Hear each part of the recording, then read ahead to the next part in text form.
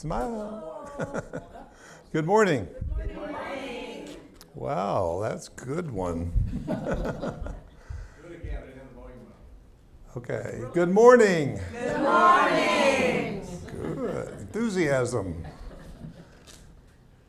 Welcome to our Wednesday morning class, coming to you from HeartLight Spiritual Center. For you that are joining us online, we want to welcome you this morning, and you that will catch us later on YouTube.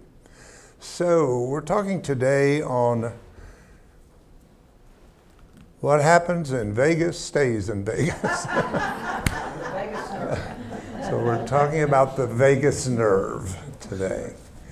Like everyone, I suppose, that I think we all are always researching and searching for answers to our symptoms and conditions. That's an interesting journey to be on, if you're on that journey, to understand cause versus effect. Most of our 3D world that we live in is about effects and diagnosing effects, trying to fix effects. And I can't say we've been overly successful as a human race on solving things from that level of effects. And therefore we have come into what we call energy work, which has really shown up a lot in the last few decades. And energy work has brought us into a level that we can begin to understand more what causes the effects. The body is a place of effects, but it's also a place that tells us a lot. I don't know if you've ever heard of the book called The Body Never Lies by Diamond, but it's an old book, but it's a great book that we've learned to use our body as a biofeedback system to tell us a lot about ourselves at the emotional level of ourselves, and to help us to trace things back to the root of the issues. And so energy work has definitely brought us to a new paradigm and a new direction that has helped us. In Some Energetics, we came from that direction. Some Energetics was built upon the idea that everything comes from an etheric blueprint. And just a quick catch you up on that is that Some Energetics was a result of what I call my spiritual dyslexia. And being dyslexic sometimes can serve you well, because I think a lot of people are dyslexic, I think, have a better rapport with understanding the world of effect, because we see things more backwards. And things in the world is mirrored backwards. It's like when you look in the mirror, and if you're trying to part your hair on the right, in the mirror it's left. And I have this terrible time when I'm online, and I'm trying to fix my hair, and I don't know which is the right and which is the left. It's just all different because I'm seeing a reflection of myself. And so one of the things that we came to that changed everything was that everybody that I knew was saying the body has an aura. And most people would come from that direction. And maybe a lot of you still kind of think that's the case, that the body comes before. But you got to understand, the body doesn't have the energy. The energy has and becomes the body. See, it's energy coming in. So everybody wants to go this way. They go etheric, they go mental, emotional, astral, causal, catheric, and they go out from the body, because the brain always sees matter before energy. The five senses always sees what it sees in a sensory perception way. So I begin to teach differently, and I begin to teach that it is what we call, the aura to me is made up of 7 major energy bodies that spin off each chakra. So you know, chakra comes from the word what? It means what? Wheel. It's a Sanskrit word that means wheel, because those who are clairvoyant and those that can see will see it like a spinning spiral that looks like a wheel. And therefore, that's where they got the name chakra from. But they spin off, and they spin off into these energy bodies that we call the 7 energy bodies. Now, all of that is coming this way, not just going that way. It goes that way, but it has to come this way first. So I won't stay on this very long, but when you go out to the crown chakra and the thing that it spins off to, we call the etheric body. Now, that's an important word, etheric, because any of you that know anything about the Kabbalah and the tree of life know that the top of the tree of life is the kether. It's called the kether. Now, so you got etheric and kether, kind of similar K-E-T-H words, and it means crown. So the etheric is the energy body that is the highest frequency of the energy bodies that spins off the crown. But what's unique about it, it holds our blueprint of our creation. It doesn't hold the blueprint of your human self. That's called ancestry DNA. You understand? Your physiology is made from your DNA. Two people, two human beings came together and exchanged information of 22 chromosomes with 22 chromosomes. It's like, imagine two pebbles being put in a still water of potential, and one pebble circles out, and the other one circles out, and that's the mother and the father's genetic story. And then when they come together and create a third pattern, that's the one you incarnate on.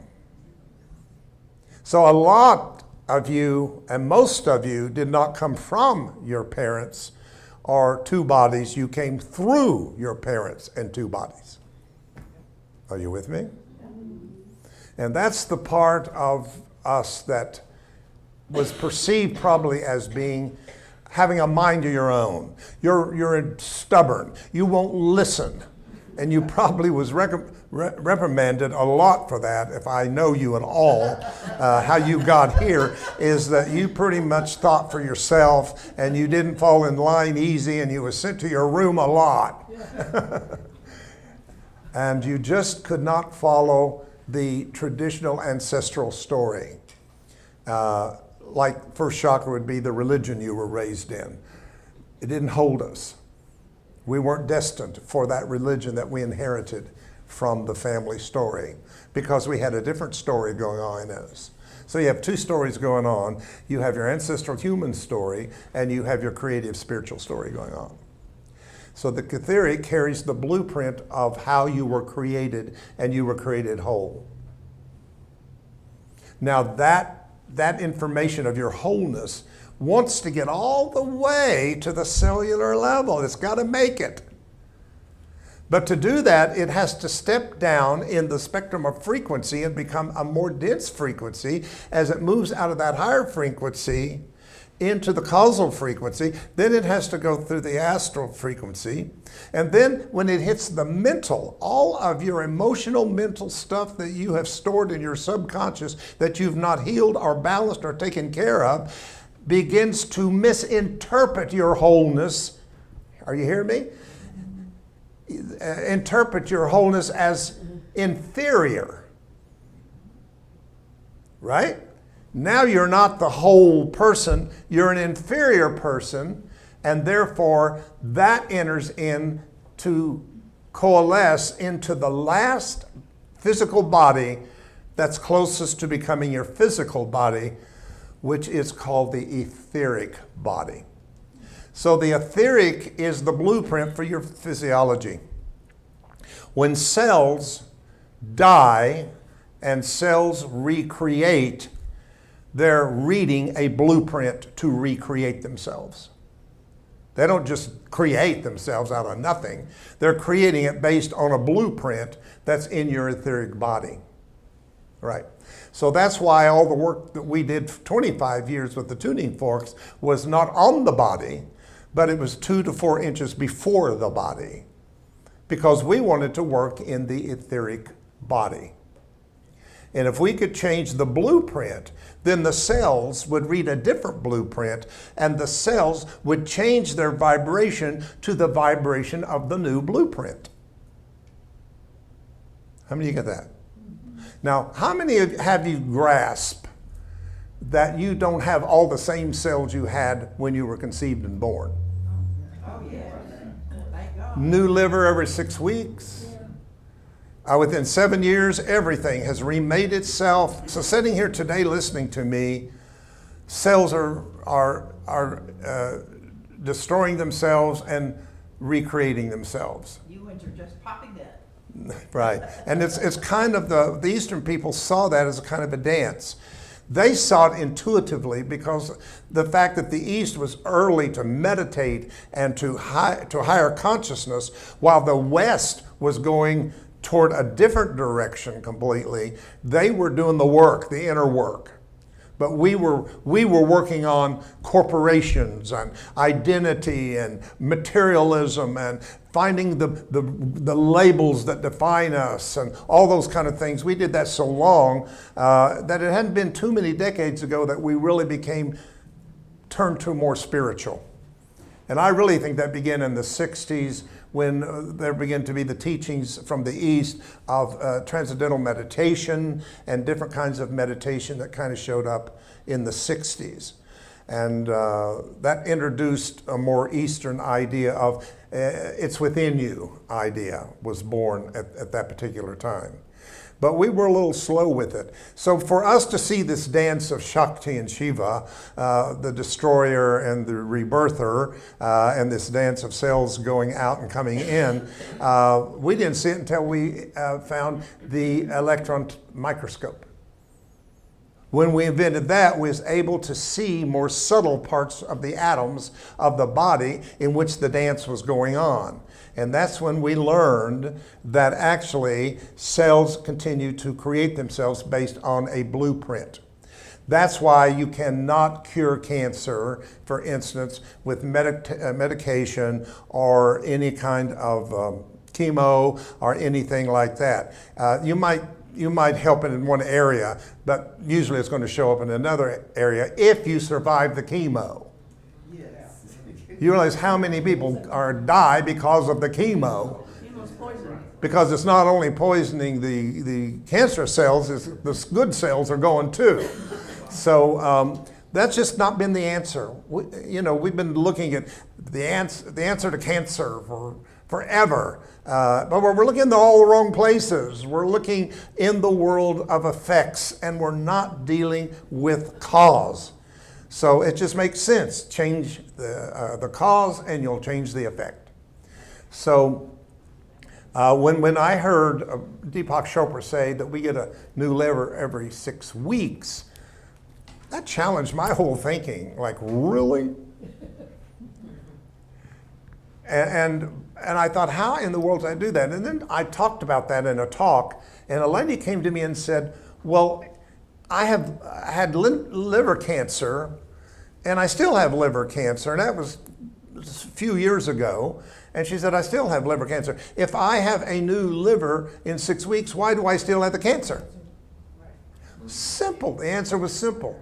Because it's reading the same blueprint that caused the cancer in the first place. Which, by the way, there is no cancer. There's actually a dysfunction of cells, and we could get into that. But we name these things that, and I'd be careful to let yourself name your issues with a disease name. Because when you name something, you nature it. You give it power. And I told you about our friend that we had for years and years and years that had cancer that she should have, according to the doctor's diagnosis, should have passed away within 18 months and lived for years. But she changed cancer to see-answer. She changed chemo to dreamo. Do you realize how much power is in words?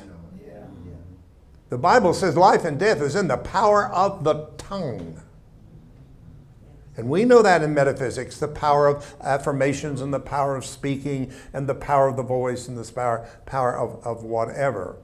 So that's why a cancer can continue in a certain organ that is remaking itself, because it's still remaking itself in a blueprint that caused the issue in the first place. So the thing we have to do is we have to change the vibration and the frequency of the blueprint, and then the cells will change themselves and become a cell at a different vibrational frequency. And when that happens, then the body gets an upgrade. See, the body gets an upgrade. And maybe that's somewhere hidden in the symbolism of resurrection. The raising up of something is what resurrection means.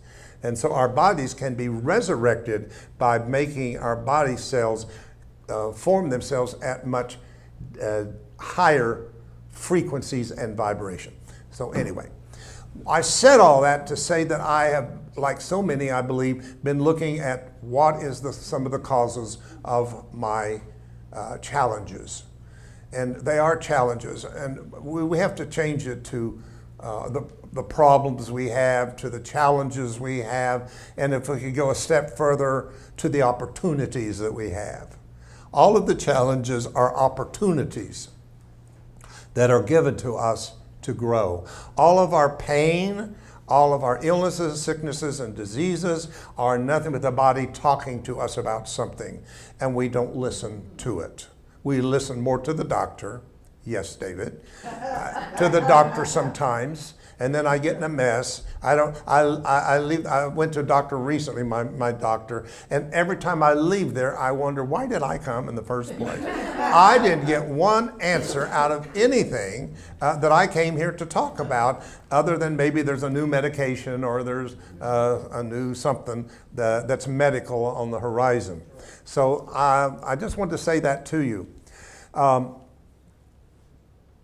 We got into touching into the vagus nerve. So let's talk about the vagus nerve.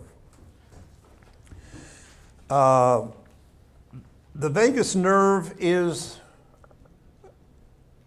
a part of our nervous system, and it is the longest nerve in the body.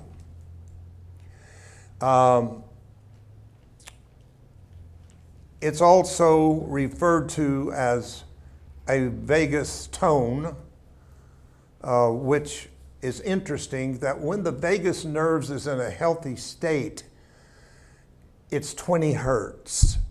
And driving here today, I said to Tim, I think that's alpha.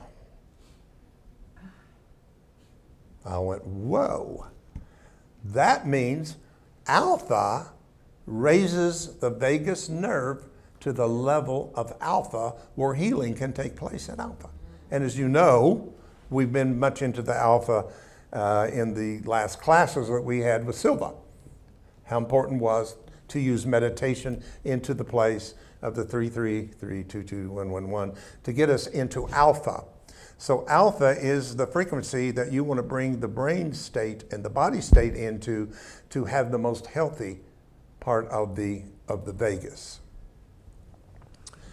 So, let me see. I got a lot of stuff here. I want to make sure we cover what we need to do. Did you know that you could be living in fight or flight or frozen mode? Yes.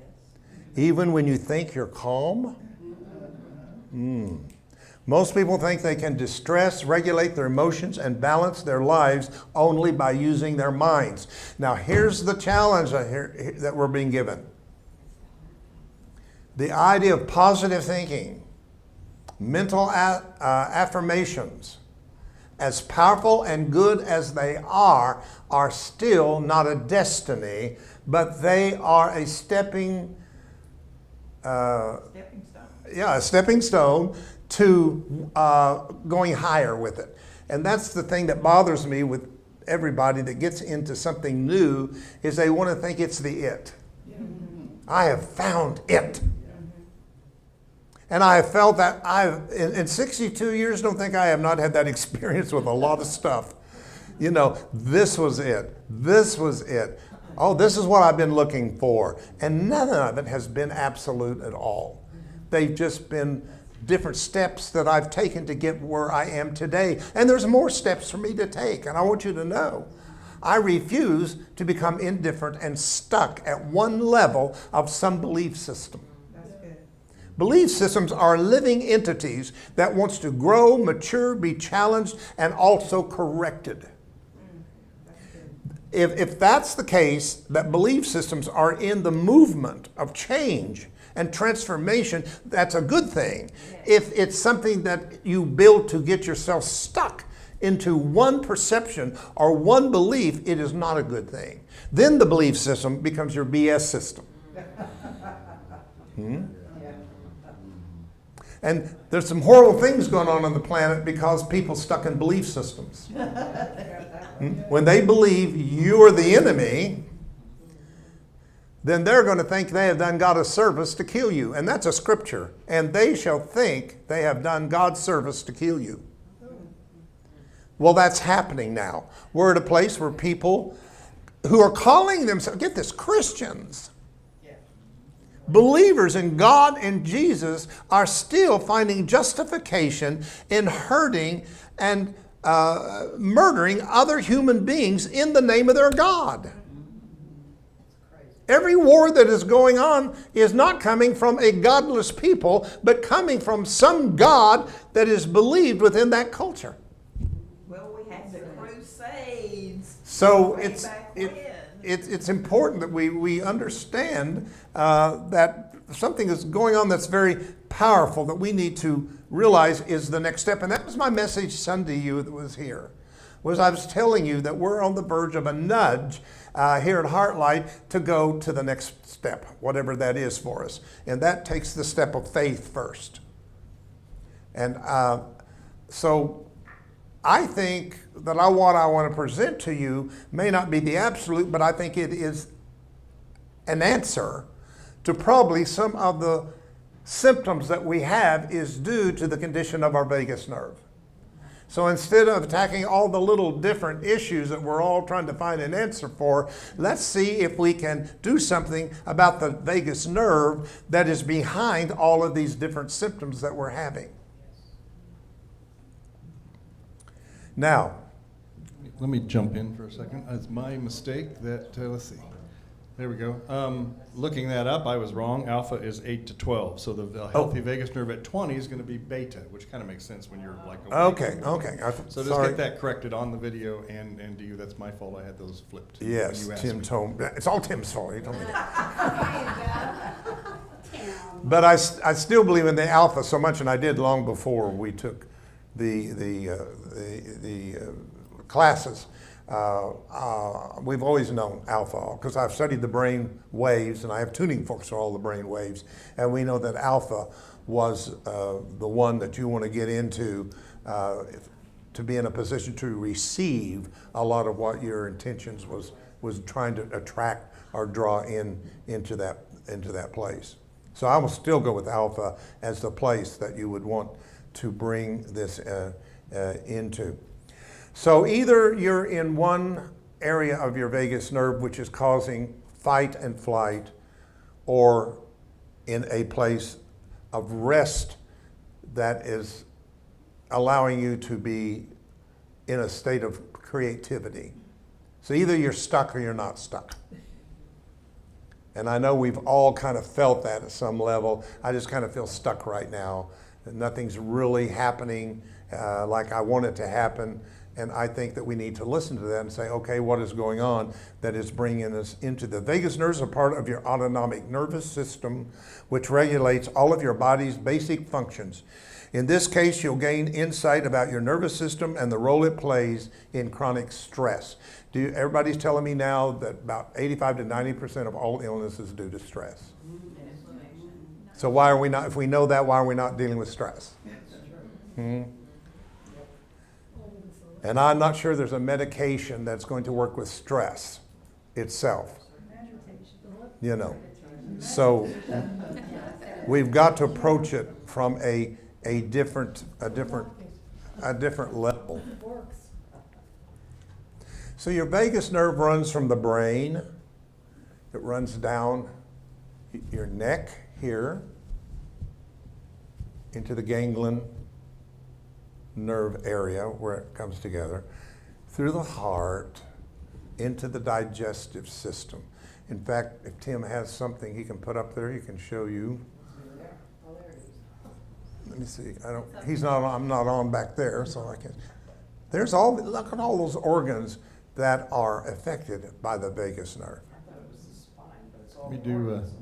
Organs. Let me do one more quick correction. The longest nerve in the body is sciatica, but the longest cranial nerve is the vagus. The cranial nerve. Okay. Thank you. Keep me on straight. That's not, well, not straight, but keep me on the road.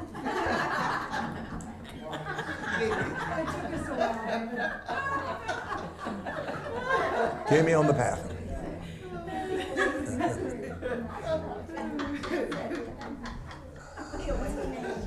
So the vagus nerves has a right and left vagal form, which form the trunk of it, it's called. They connect at the esophageal, I don't know if I can pronounce all these words, esophageal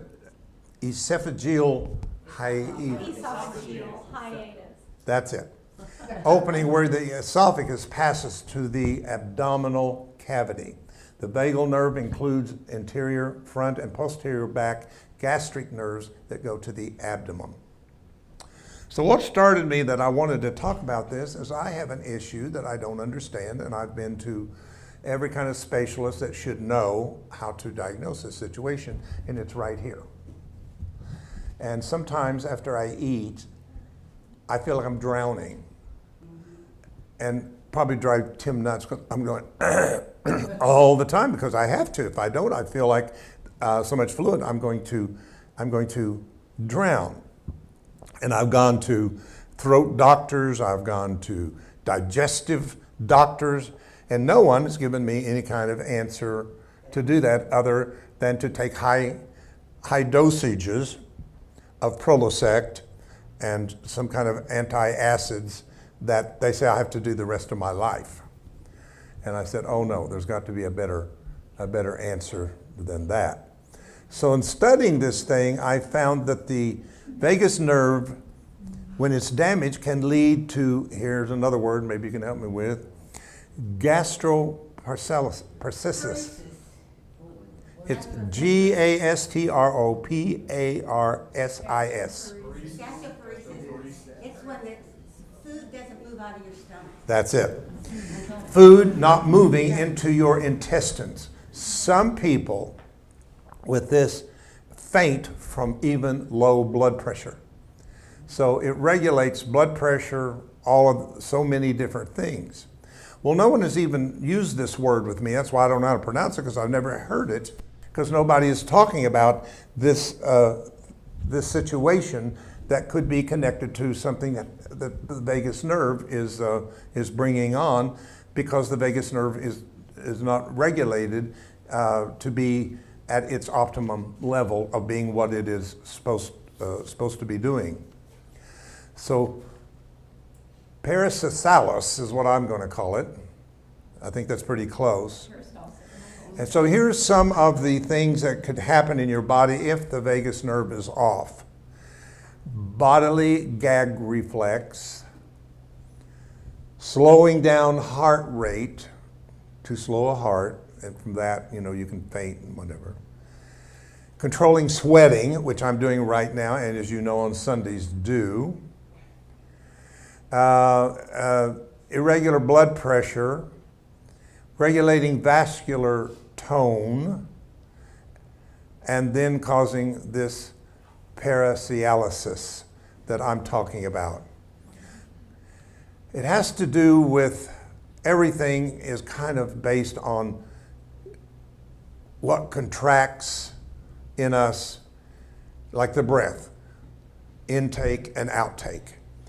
And if we lose that balance between those two, then things become unbalanced and become off. The negative impact that can affect our vagus nerve, I found, is mold exposure, high stress, toxicity, poor diet, excess caffeine, physical or emotional trauma, and many things. Actually, it was a lot of things that was basically, it causes chronic inflammation,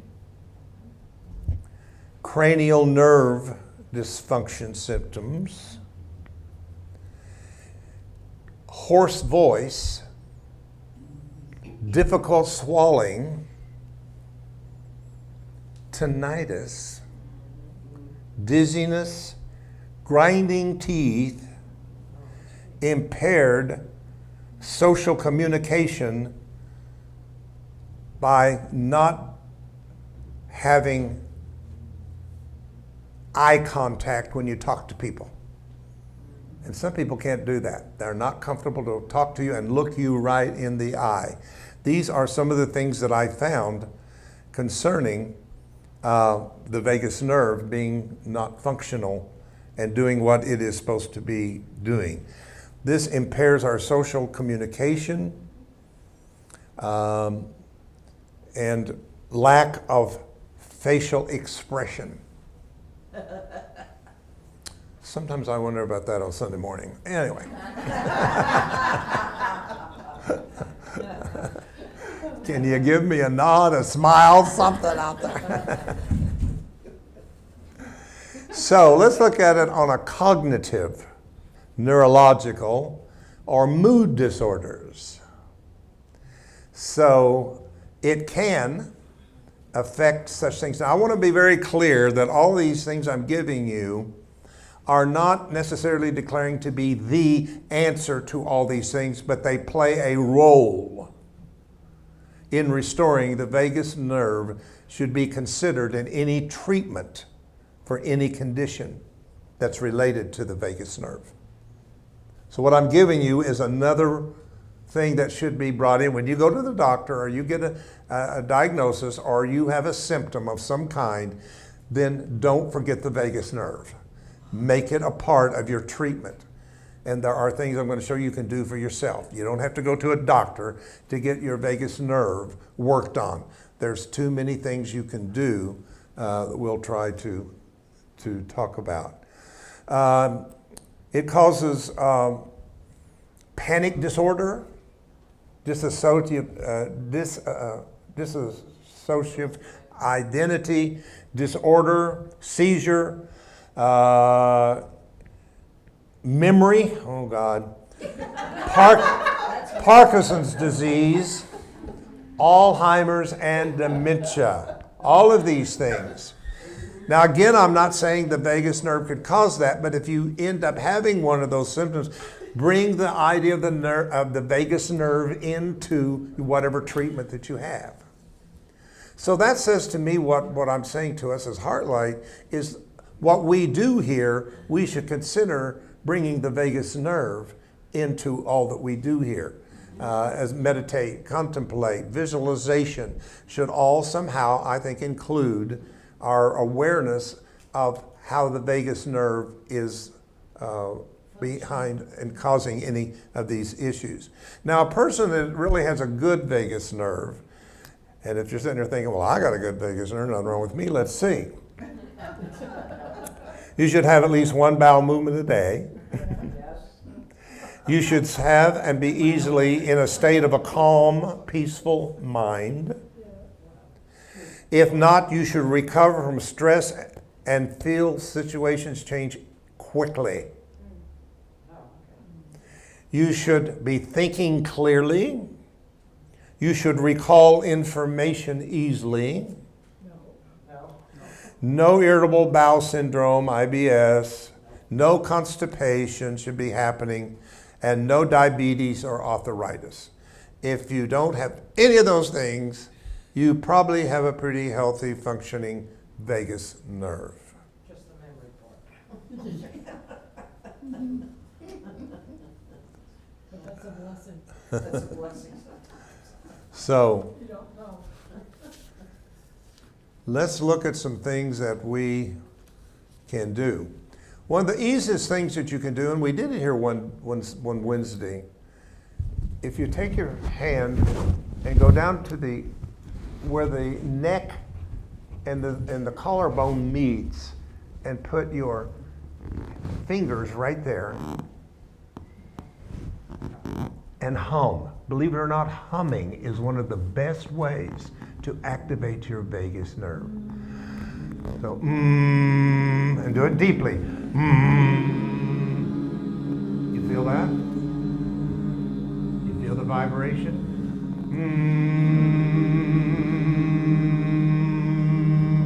If you're not, move it around a little bit until you find the best place.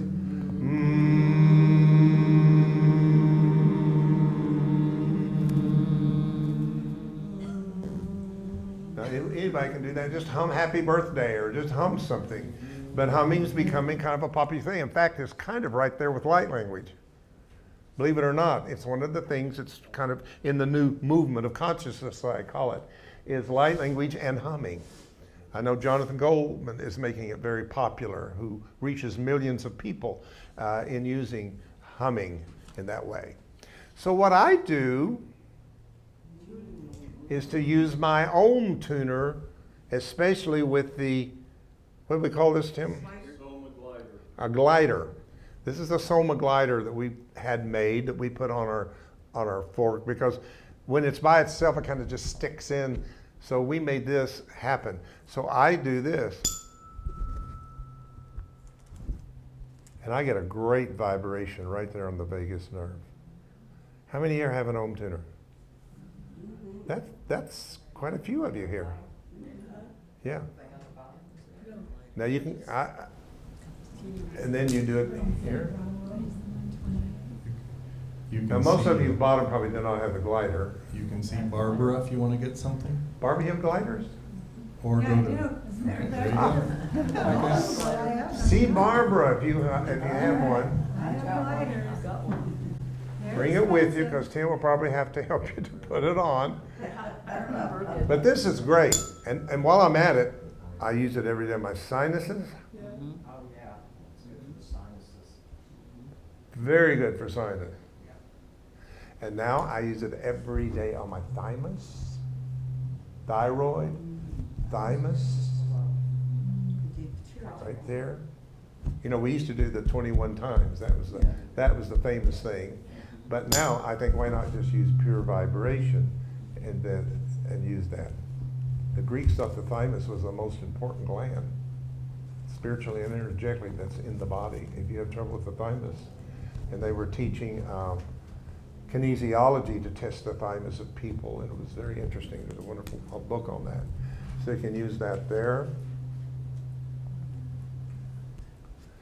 Then the next thing that we want to look at to activate our vagus nerve is through the auditory system. And that comes from a gentleman named Dr. Alfred Tomatis. Of Alfred Tomatis is a leading French doctor philosopher who developed the new multidisciplinary science called audio psychophonology, or APP. Tomatis explains that the way we listen has a profound impact on almost all aspects of our being. In his research, he discovered that nearly all the cranial nerves lead to the ear. You with me? All cranial nerves lead to the ear. So, when we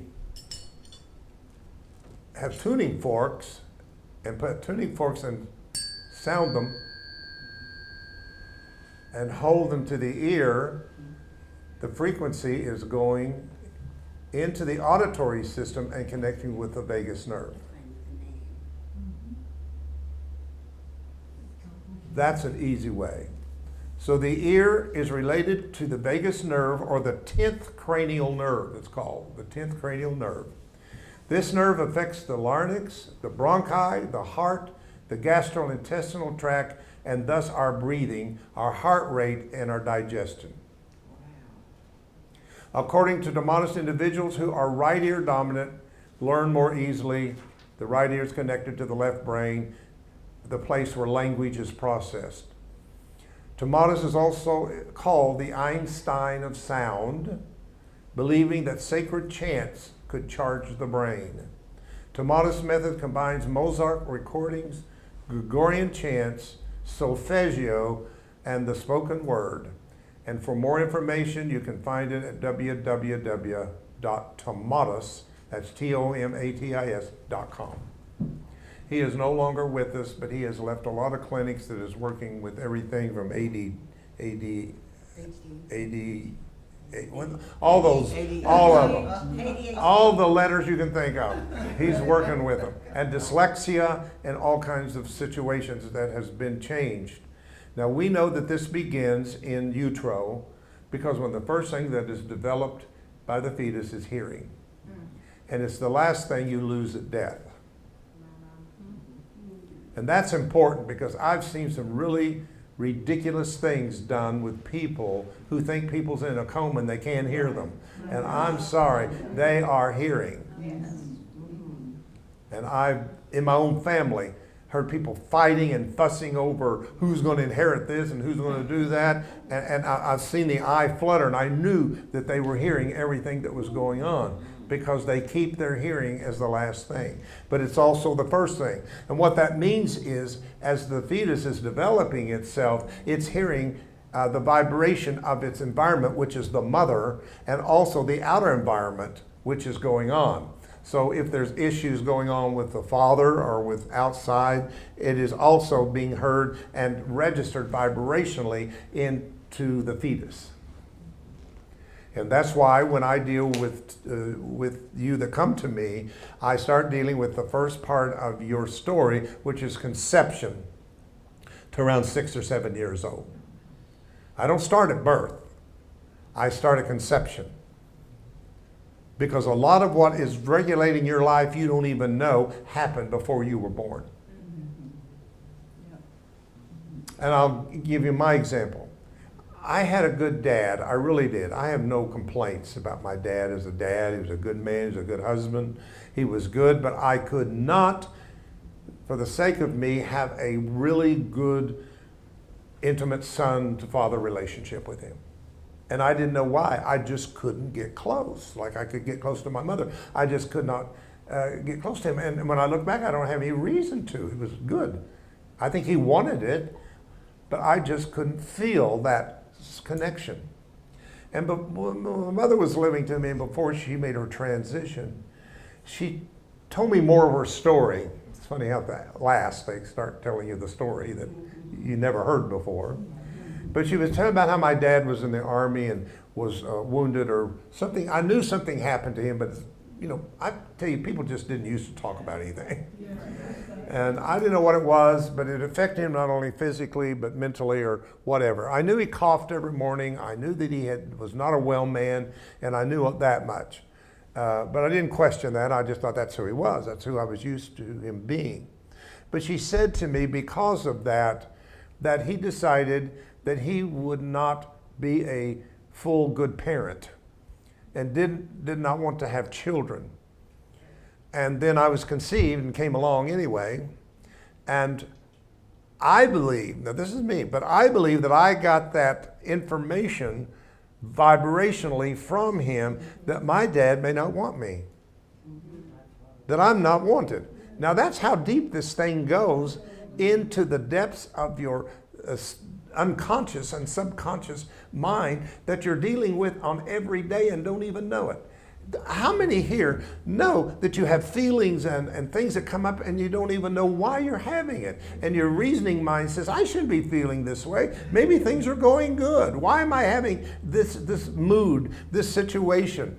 It's because it's bubbling up out of the very depths of your subconscious mind. And also it connects you into your soul records of your lifetimes, which is Akashic. And you never know what's going to show up out of the Akashic at times. But I believe the positive side of that story is it doesn't show up as punishment, but it shows up for healing. Yes. Agreed. But no one is teaching us that's what it's for, so we suppress it back down again and don't want to feel it or deal with it because we want to stay positive all the time. No, I'd rather be real all the time than to be positive all the time. I think the greatest strength you have is your authenticity. The power to be real. The power, just like a position of a minister. a pastor or a rabbi or somebody that's in that position of power with people, over people, tend to have an idea that they can't be vulnerable or honest or authentic because they're fulfilling a certain role of someone that has made it, you know. And I've been in that place where I've hid a lot of my own issues because I didn't want the people to think I'm going through what you're going through, you know. But that changed a few decades ago when, I don't know if it was age, I don't know if I found a really wonderful group of people back in the 80s. The people that I had back then insisted on my authenticity. Insisted, don't you sit there and try to act like somebody you're not. I had that kind of group of people that just brought out in me a safe space where I could be who I was. And then as far as the ministry part of myself, of being David and David the minister, I really have to give Unity the dues for that. Because coming into Unity, they didn't judge us because of sexual orientations or because of gender at all. So there was a safe space there for me, for my ministry to come forward and not to split myself off into these two different people.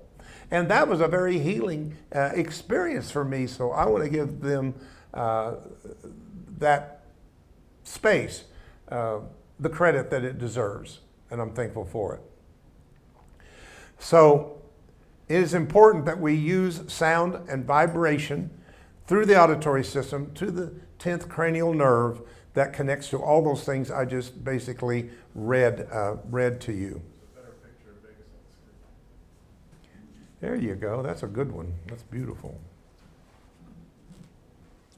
So doing this and humming every day or whenever you want to, whenever you feel like you just, I mean, this is something you just do sitting in your chair.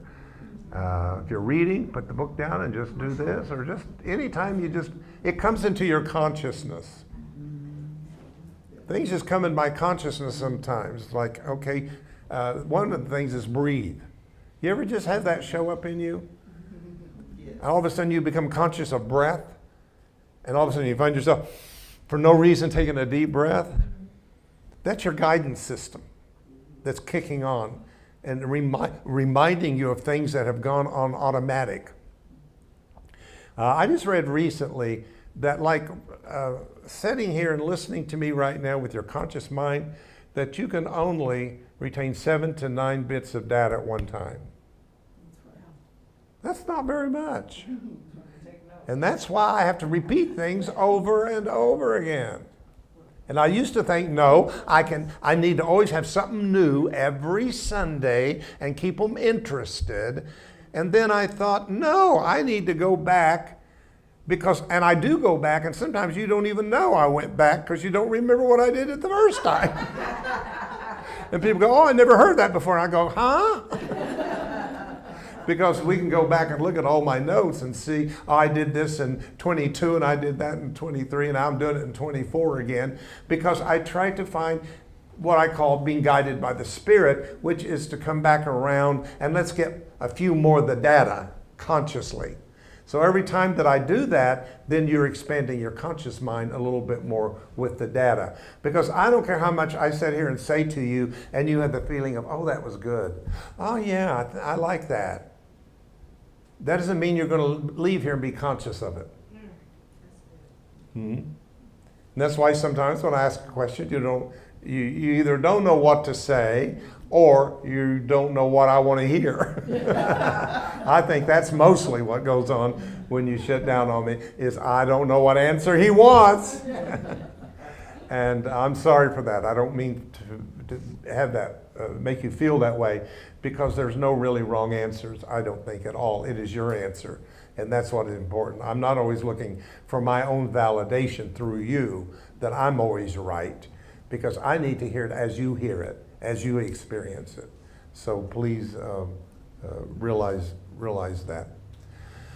You're checking to see if we're receiving. I do want to check in once in a while and say, okay, how much consciousness, how much of this has been made conscious in you? Because that's the part that you're going to use every day. in your everyday world that you live in is what you're basically conscious of. But you're also being influenced subconsciously. You that got in the car and drove here, I doubt if you used a lot of consciousness to do that.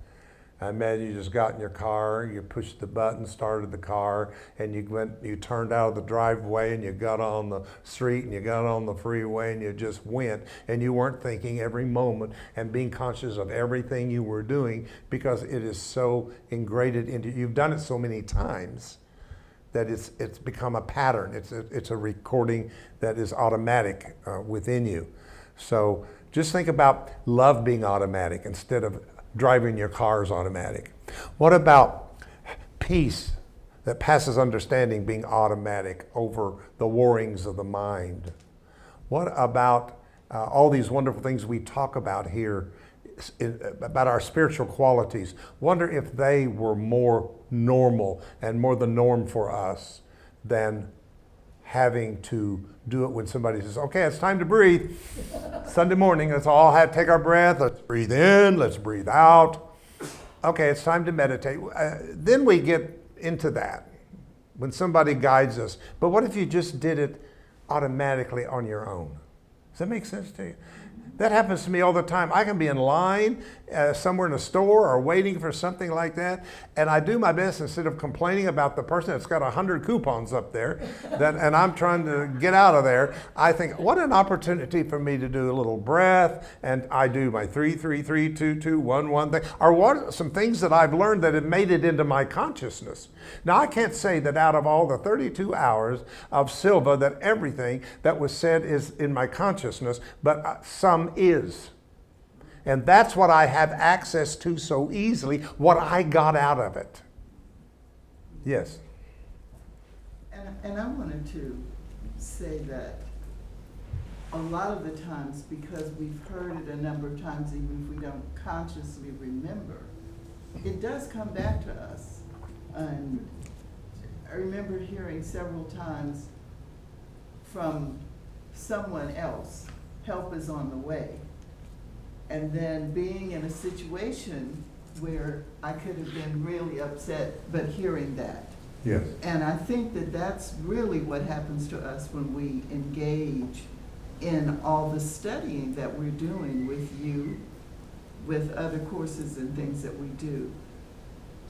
I agree. If we allow it, it comes up, and that is a wonderful thing. Okay, this is a good example. So let's take the Silva thing of all the hours of some of us who came to that spent and all the wonderful knowledge and information. But one thing about Silva I have to say that I was impressed with, it doesn't, we repeated a lot of things. Some things you don't. I even wonder about Soma Energetics sometimes in looking in the rear mirror, that sometimes I think we should have maybe stayed with something longer, went back to it, but we just kept pushing along that manual to get those 12 hours in as fast as we could. And I'm not sure how many people really left with a lot of it being made conscious to them.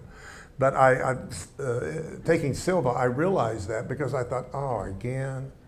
Oh my God, again! But that's the stuff I remember. It's the stuff. It's the stuff I can bring up the easiest. Right.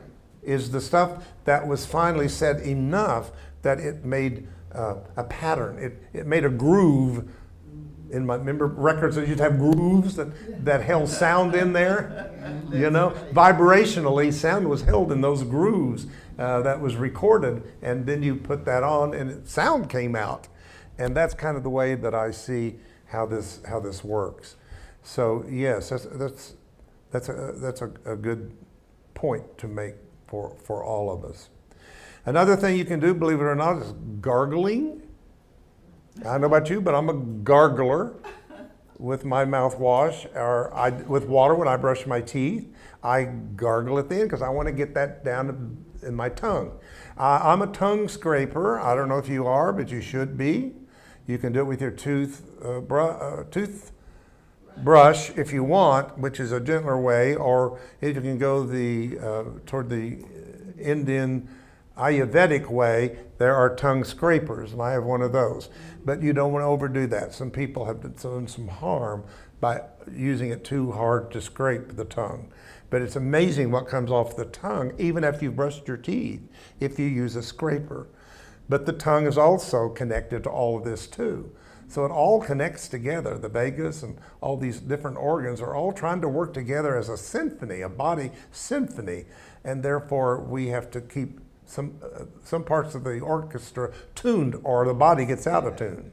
And that's all illness is a part of the symphony called the body. Some instrument has gone out of tune.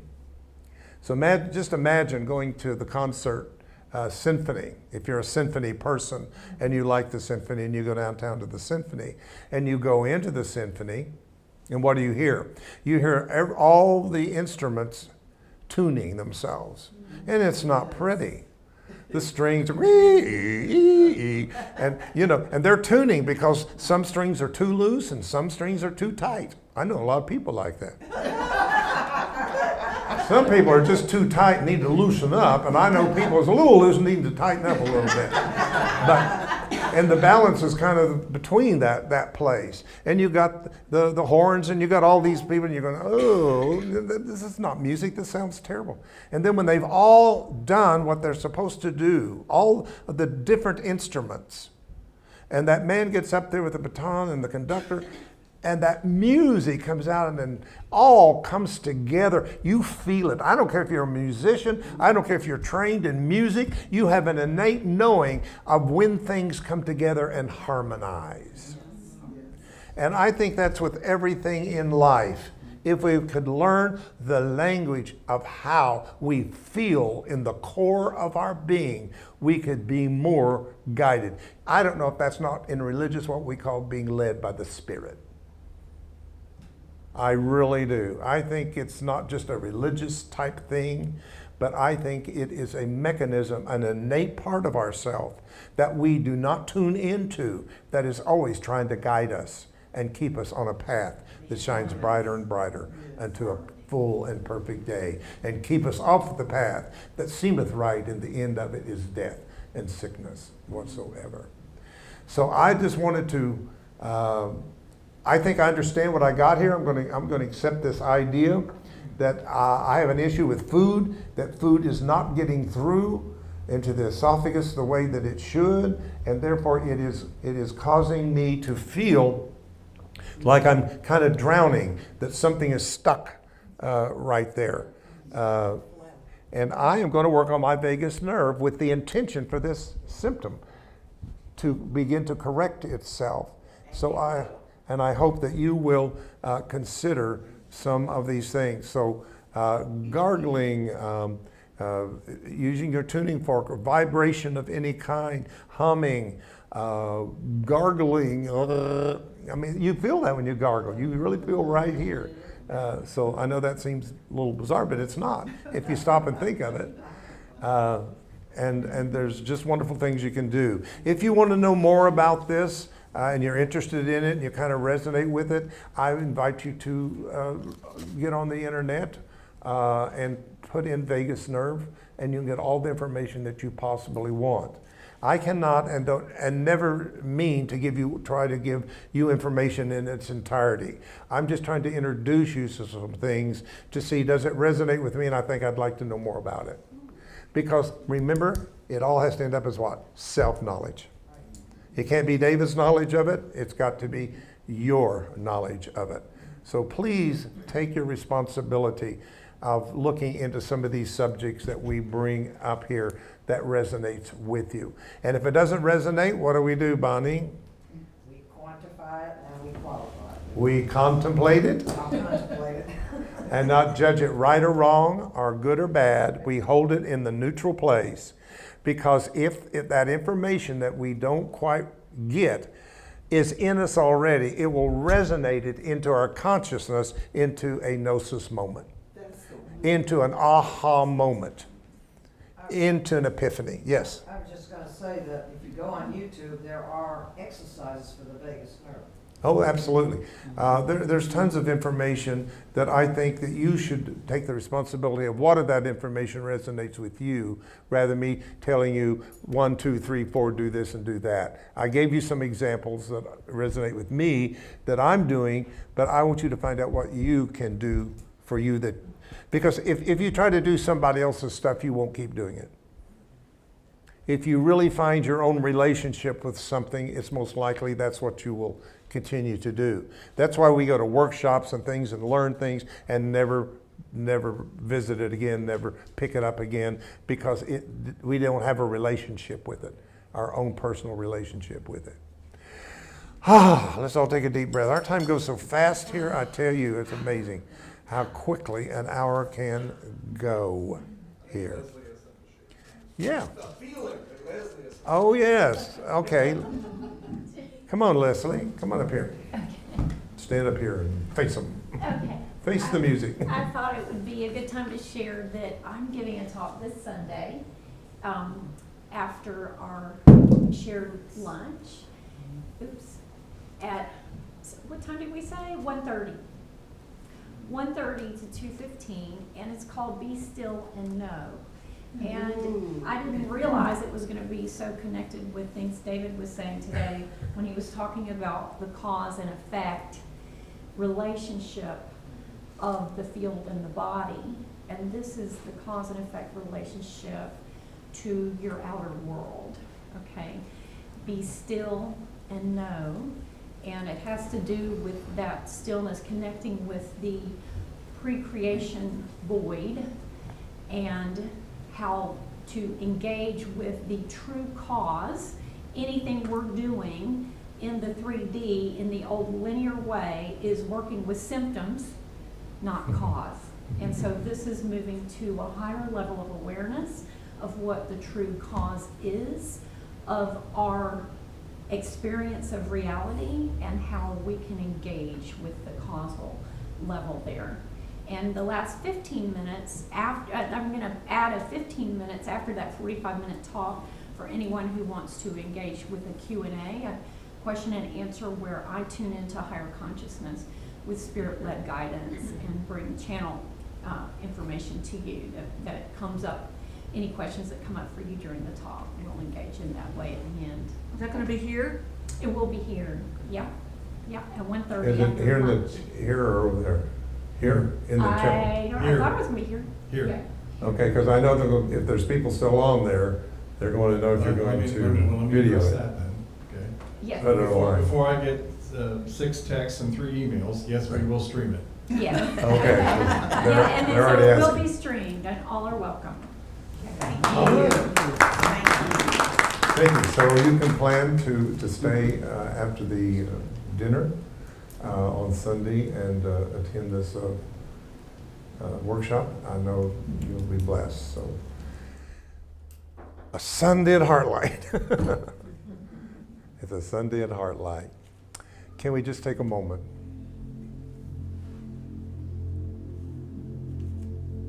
And as I say each Wednesday, bring all that has been said and behind what has been said to the altar of your higher self. The main thing is not to overanalyze it, but to receive it as an experience in you. If this talk is for you and the vagus nerve is something that you're in a place to receive and bring into your consciousness and into your everyday life, so be it.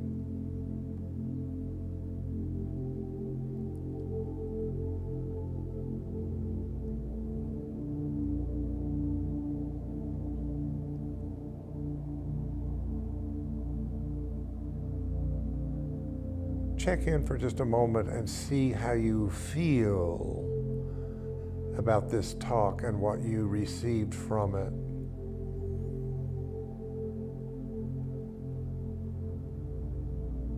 Not what you think about it.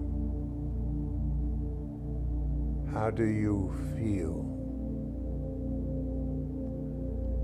Maybe you feel hope that you didn't have because I didn't know about my vagus nerve and know that it could be the cause of some of the things going on in me. But today I leave here with that awareness. And how I use this is my power and my choice to choose.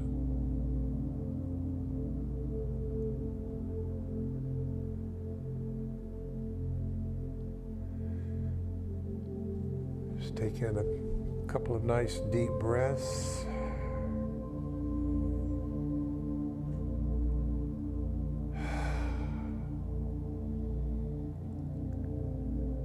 And breathe and exhale again.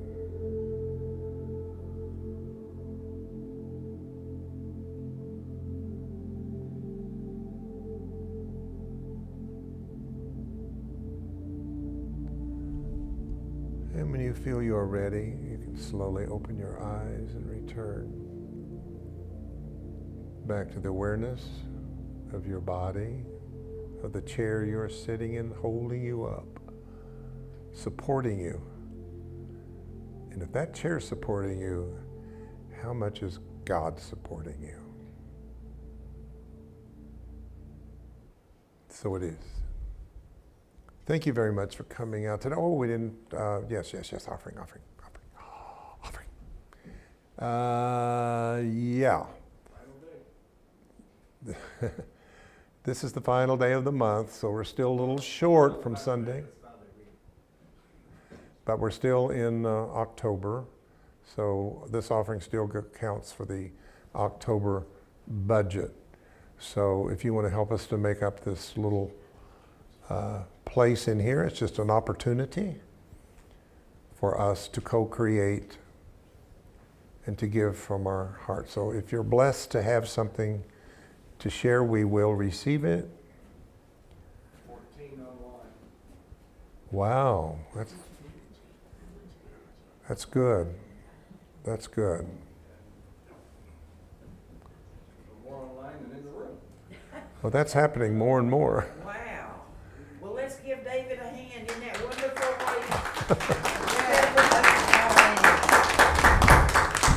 way. Give me an arm. Give me an elbow. Okay, be careful. Hand on an elbow. No elbow. Thank you. Have a great day. It's a beautiful day out there. Have a wonderful day. See you Sunday morning. And also remember Leslie's workshop and our birthday Sunday and our potluck. And I want to say the potluck was a little skippy last night.